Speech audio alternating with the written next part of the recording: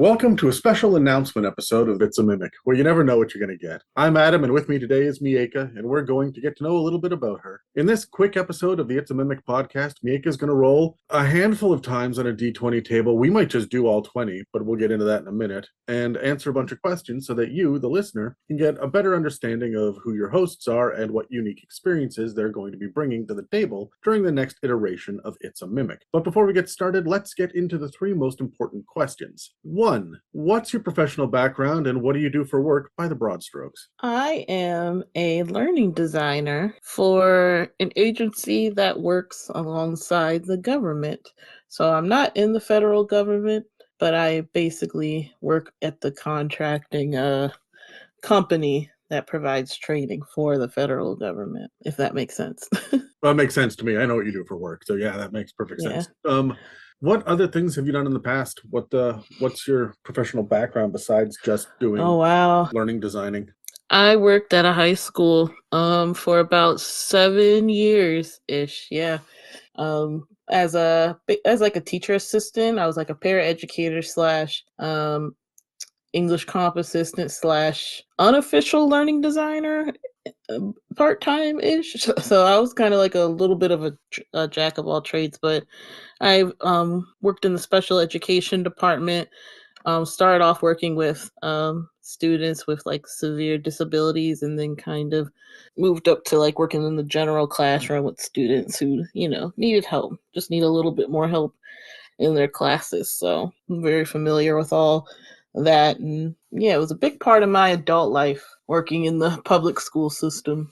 The next question is, what do you do with your spare time besides Dungeons and Dragons and podcasting? Talk to Adam.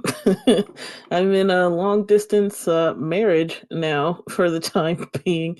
But I do I mean, for the that. time being. Oh, the long distance part. I'm like, what? Yeah. Oh my God. Your days are numbered. This is how you're letting me know on air?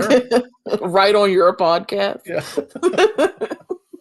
That would be a move I would make, sadly, but that's neither here nor there. No, yeah, I basically keeping up with that, and I like to do a lot of makeup. I like to also cosplay a lot. I was a part of that community that got into cosplay during the pandemic, and I kind of built a bit of a following, and I'm pretty proud of it.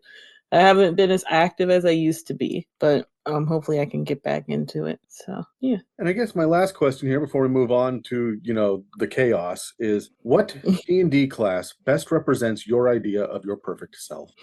It would probably have to be a druid. I just feel like druids, me as a druid is basically me just running around and just being free and wild and one with the earth and animals. Even though like that's the opposite of how I am. I just feel like inner Mieka is just like, I just want to run free, and I really want to play as a druid in a campaign at some point. So yeah, I see myself as a druid. That's so wild that you would fucking say that, because you have told me outright that I will never catch you dead kneeling in a garden. No, I don't do garden work. I'm a druid, except for the outdoors, the plants, and the animals. I would like to be outdoors, animals, but fuck the plants. My fantasy self, yes, she would Okay. be like just out there and comfortable. But me here, no. Look, you live in Maryland. I understand that the bugs outside are by themselves enough of a natural hazard to stay indoors all the time. Yeah, if you've grown up in a very humid place, people out there listening will understand.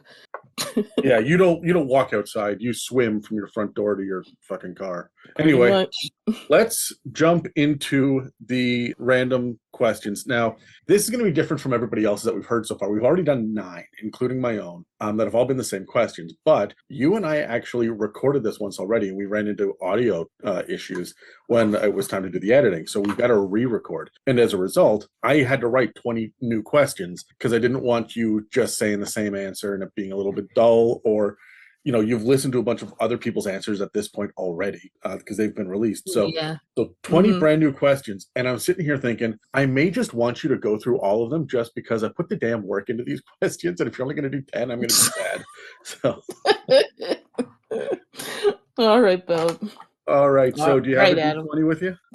Yes, I do. Okay. So why don't you go ahead and roll your first question? All right, here we go. 12. 12. What was the most thoughtful gift you've ever received?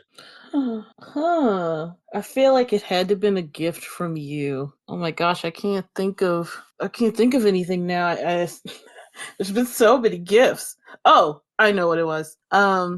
So it was the Addie doll, the American Girl Addie doll you got me for Christmas this past year. That Why? had to have been the most thoughtful gift Why? I've What ever makes it? received. What makes it thoughtful? It's just a doll for anybody listening. But like, so if you're an American and you grew up in like the like '90s, like the American Girl dolls, like the original set, were like everything.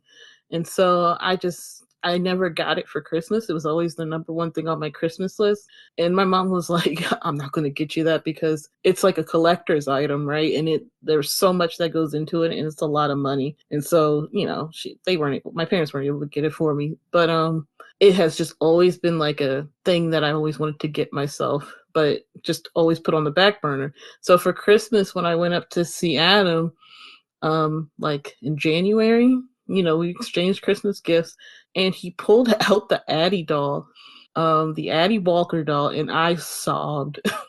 I like ran out of the room Yeah, you screamed, ran out of the sobbing. room, and then cried in the hallway. Yeah, and like there was a part of me that was just so, you made a little girl very happy that day. So, Roll again. all right. 6.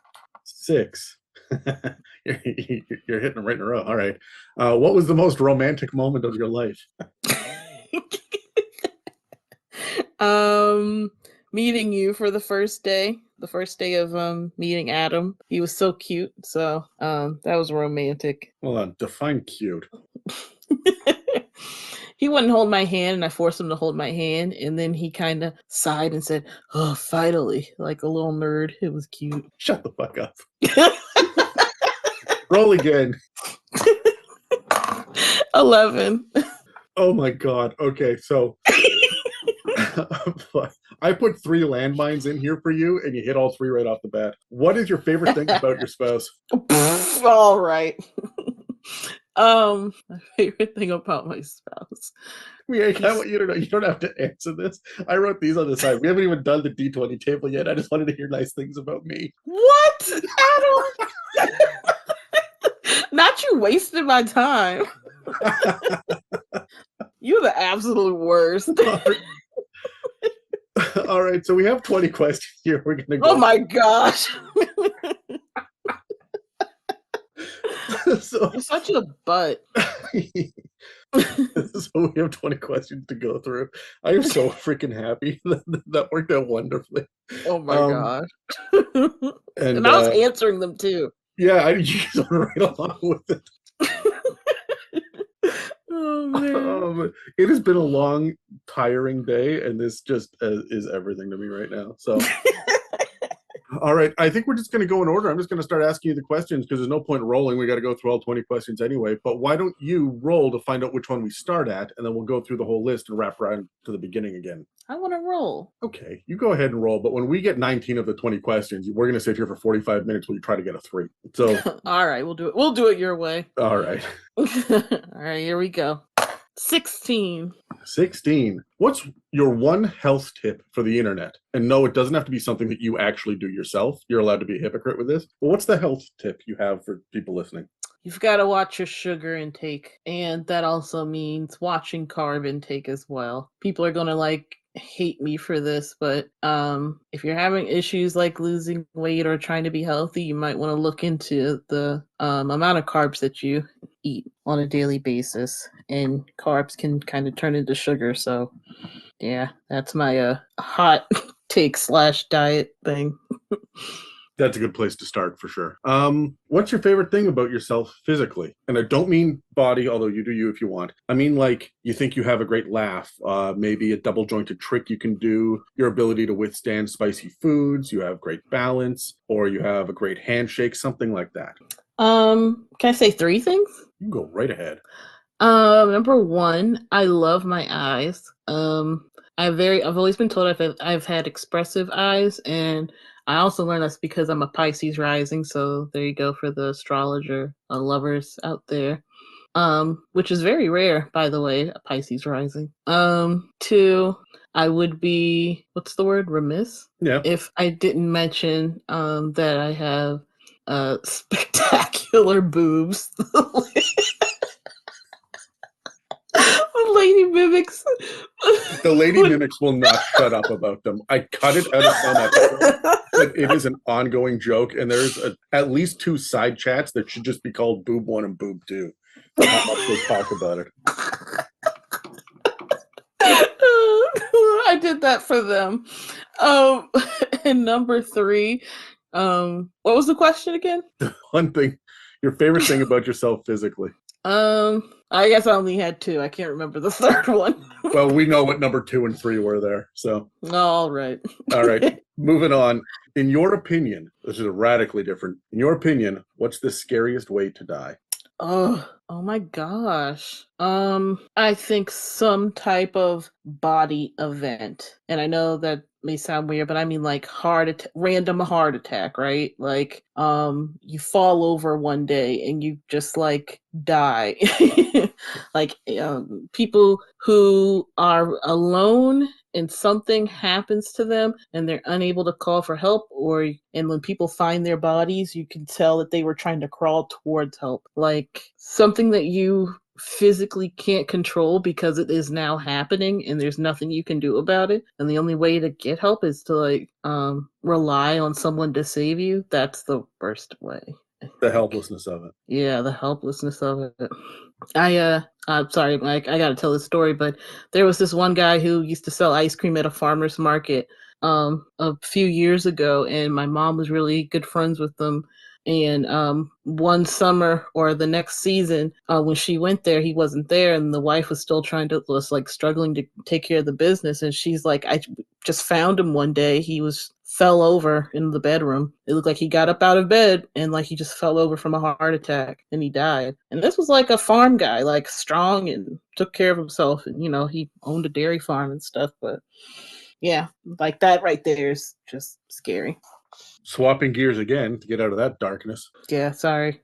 Well, I mean, it's a dark question. So next, you have the ability to make one fictional character suddenly become real. They get to maintain all of their personality, skills, knowledges, abilities, and physical traits. The catch is that the rules from their universe will start to bleed into ours. Who do you choose, and from what point in their story do you take them? Jeez. You go ahead and you can pick Ron Weasley, but then you're getting Death Eaters eventually, right? Right. Like, gosh, I don't know. A character from a story. I'm gonna choose someone safe, I guess. How about Persephone from Greek mythology? You want the Greek gods fucking around? You are insane. You are Wait, insane. maybe we not. gotta worry about Goose fucking now? Like, are you get out of here? Sorry, that's who I choose. I'll choose that. Good Lord, you just doomed us all. Did you even watch Chaos? Get out. I did with you. So, but apparently you weren't paying attention because the gods are terrible.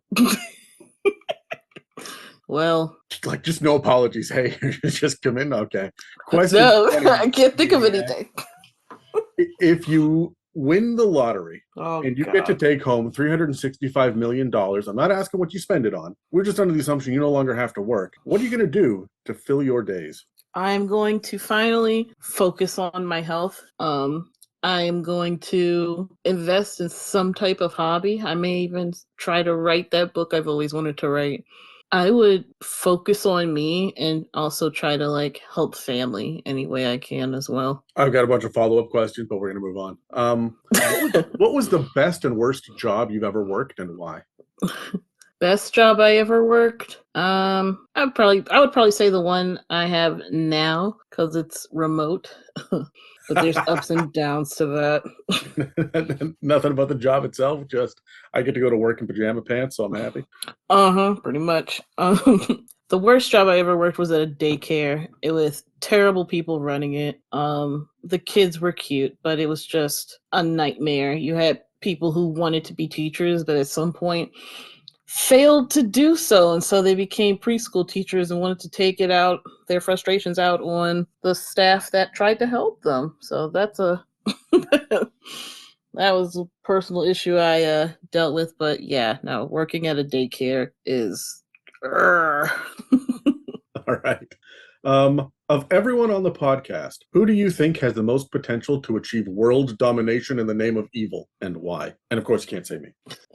I don't want to give Aside from you, geez, I think it would be between Megan and Elwin. Elwin is so organized, and if she would like organize her way into taking over the world, but like Megan has that. Megan could be like evil and stuff, and I would be like, yeah, I'll follow Megan. I will become a follower of Megan and her cult. That's my answer. I'm going to separate that audio clip out and set it to the side as incriminating evidence of the future. So I want you to know that. I bet you are. What's the next tattoo or piercing that you're going to get? You and I are gonna get a matching tattoo somewhere on our like left arm. Are we? Yep. Yep. And because we're married and we love each other.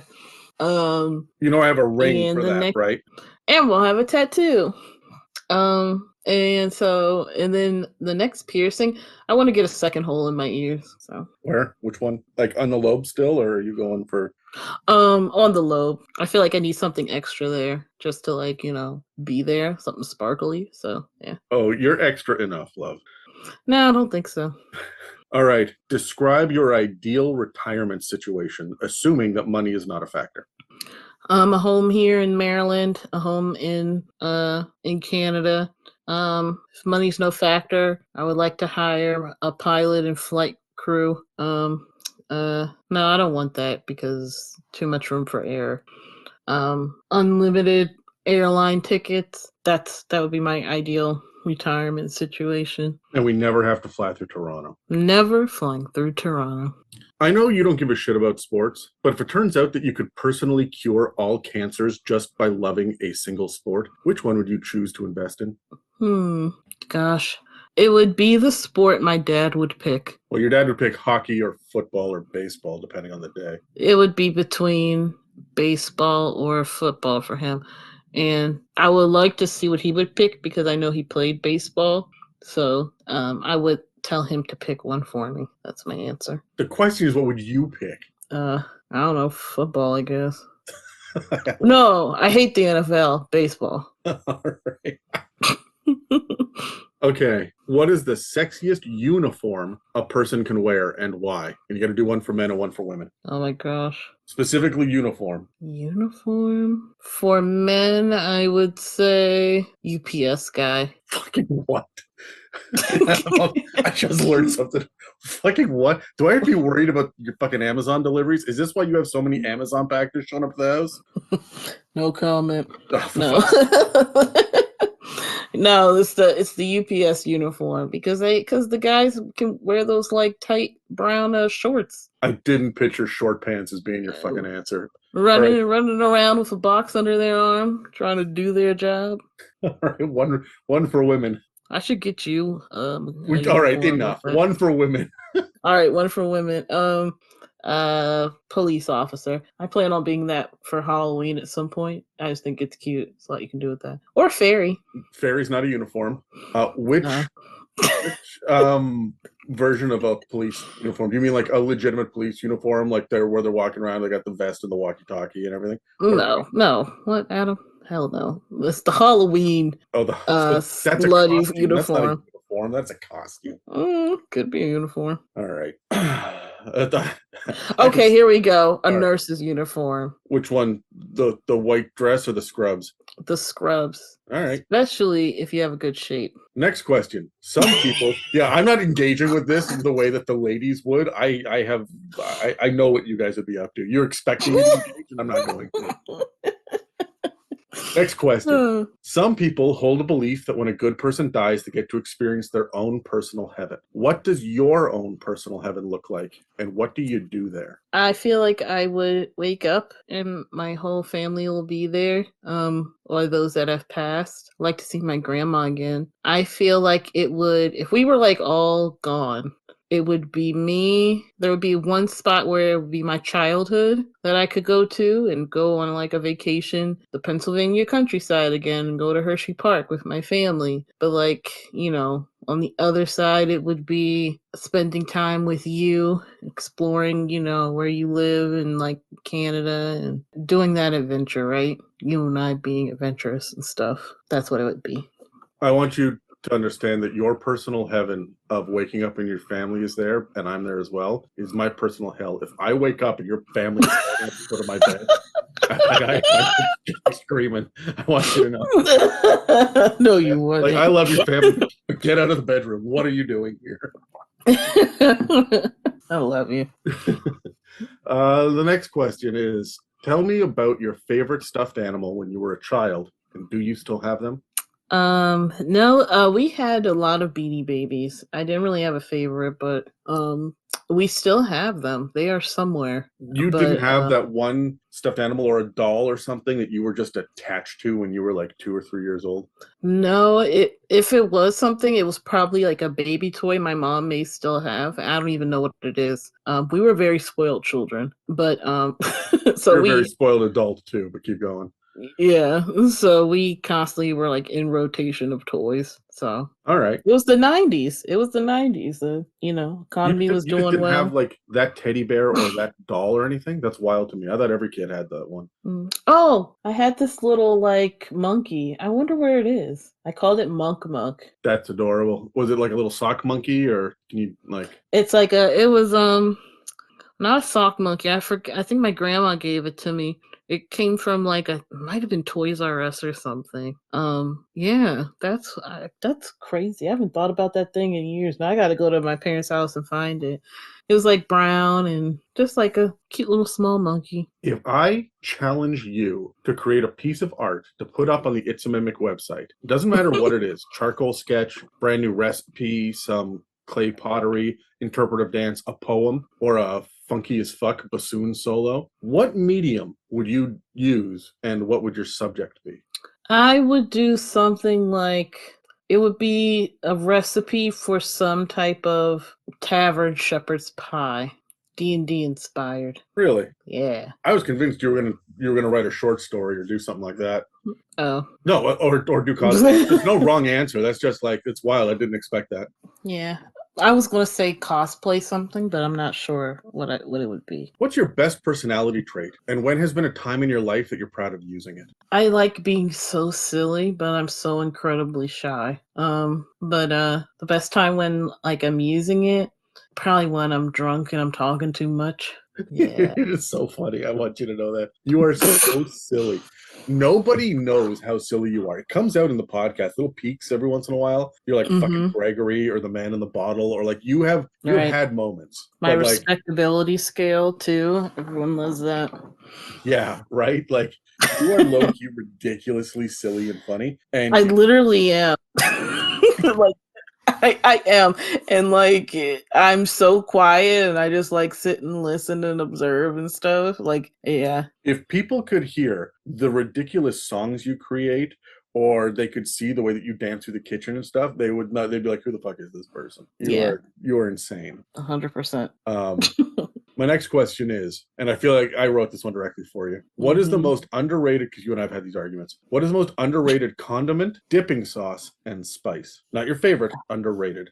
Underrated condiment. It would have to be mayo. Mayo is the building block of some really good sauces. Spice? Yeah, do spice next, sure. Underrated spice. I would say black pepper because I don't know, when I make chicken salad, I like to really add a lot of pepper. That's black pepper. And what was the other one? Dipping sauce. Dipping sauce? Ooh, sweet and sour sauce from McDonald's. Try dipping like a burger into that, and you're welcome. I love that you chose probably the most popular condiment in all of America, the most common spice that is on most people's dining room tables, and easily the most popular dipping sauce from any fast food place in the world. And I said underrated. We're moving on, but I want you to know that you're a beautiful mess. Oh. I'm a simple woman. I noticed that your best personality trait wasn't listening. That's true. What is the one thing that a stranger can do that if you witness it, it's an immediate fight on sight until one of you is in jail and the other's in the hospital? Making my brother cry. Why? My brother is he has autism, and he is the most kindest, sweetest, most innocent man I have ever met in this world. And he is simple, and he does what he has his routine, and he minds his own business. If any harm were to come to him and it makes him cry or it makes him upset, I would probably go to jail. That is when people will see a side of me that they would never have even thought of. So I'm trying to imagine that. And like, I have seen you mad, but I don't think I've seen you that mad. no, I would be pretty angry. We have 3 left. The All entire right. cast and crew of It's a Mimic decides to go to Gen Con together. And we all get on the same flight and book the same hotel and plan to see the same exhibits. But Dan is flying. And so he's piloting the plane. And so, of course, we end up crash landing on an uncharted jungle island in the South Pacific. But you know what that means, Miaca. It's time for cannibalism. So who are we eating first and why? Oh my gosh. How did he? We'll eat Steve because he's new. Yeah, pray on new guy. Yeah. Also, he's 25 feet tall, so like there's enough to go around for everybody. Adam, get him. I'm not gonna fight a giant. Next would be Brad. Third would be we're eating Dan because he crashed the damn plane. Well, he's not on the podcast anymore, so he dies in the wreckage. Jesus, Adam. Well, we have to stay true to the nature of the scenario. I also asked for 1, and you decided to give me 3. Like you've got a for cannibalism going on. Oh no, I thought you honestly said 3. No, I said 1. Oh, you could cut the other 2. I absolutely won't, though. So, second last question. What is the movie that you love that you just cannot defend because of how objectively bad it is? Gosh, I was thinking of my favorite movies today, and I remembered a movie. What was the name of that movie that I love? A movie that I love that's objectively bad. I don't know. Oh, I could name some of yours, but I need you to answer this. Well, name one. It might jog my memory. Twilight. Nah, Twilight was for young Miaca. Dang it, Adam. I don't know. What about a TV show? See, this is when I'm gonna like think of stuff like later on. I know there's some TV shows that I just don't have patience for. No, that's not the question. Anything that you love, but you can't defend because of how objectively bad it is. Oh, love? I can't. Oh, I can't think of it. I honestly can't. I know what the answer is, but I can't think of the name of the movie. I'm sorry, I'm blanking on this one. I like full on blinking. You know it's sad when you're going down the streaming services. Jeez. I'm sorry, I don't know. I'm amazed because like there are some comedies or some horror movies that we've watched where you're like, that's not bad. And I'm like, it was fucking terrible. Like that Amy Adams one on Netflix that was just a bullshit ripoff of like Rear Window. I mean, I thought I just wanted to see Amy in a different way. I am not engaging in this. You've heard my rant. I'm not going through it again. Yeah.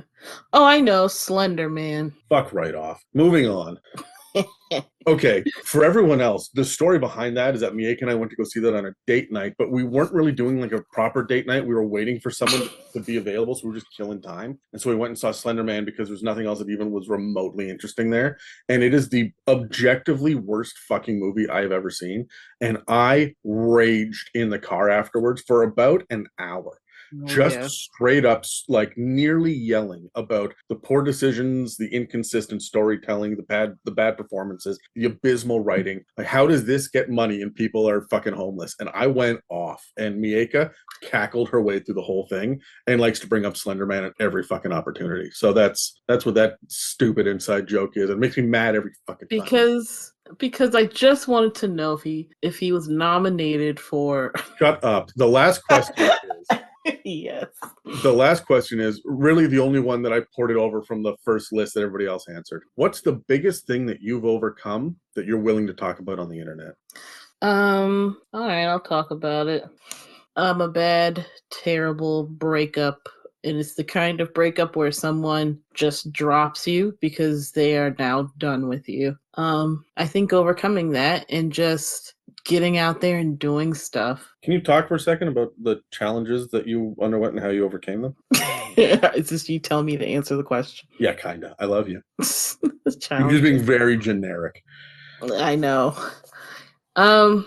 Being with a friend group and then all of a sudden when you graduate from college, they all kind of just stop talking to you. And then when you break up with said person, they really get confused, but then they really stop talking to you. And then some of those friends see you as the bad guy and don't even hear you out when you literally didn't do anything wrong. And the person who did the breaking up left you for someone else. I had to overcome that, and I overcame it alone with no friends or no one to really vent to about it, and it was hard. But I think, and it's still something I kind of struggle with as far as like trauma, and this, Adam, of course, but it has been a struggle. Like it was a terrible struggle up until like I met Adam, and then things kind of shifted. The And struggle like, with what? What was the struggle? Having no one. I had family. I could lean on my family. I was around my family a lot, but sometimes you just need a friend. Sometimes you need someone who's like outside of the mess and sees you for you and is on the same level as you. And I didn't have anyone like that until I met Adam, and then I met everyone else. So, yeah. I know what it feels like to sit and cry by yourself, and the embarrassment of someone asking what happened to Miaca, what's going on, like where is she? I thought she was your girlfriend. And like it's like people asking that question and seeing it on social media. That's rough. Like if you've ever had a breakup and you were able to like pick up the phone and call your best friend and they're like, I'm on it. I'm bringing over ice cream. We're going to cry on the sofa together. We're going to go off and just be like girls about it and just go out and like dance and find somebody else. And I've never ever ever had that. And so, cherish that. I know like, going through that type of stuff is hard, but cherish the people who come to your aid, because I'm telling you, not having that is a type of pain that I don't wish on anyone. It gets real quiet. That's all I'm going to say. All right, so let's swap then to the one last question that I do get everyone to answer then. We're going to bring it back to Dungeons & Dragons. What's the most important piece of advice you have for D&D players? Doesn't matter if they're brand new or have 50 years of experience, and it doesn't matter if they're a forever DM or a never DM. What do you want them to know? Don't be embarrassed. Make the character go all out.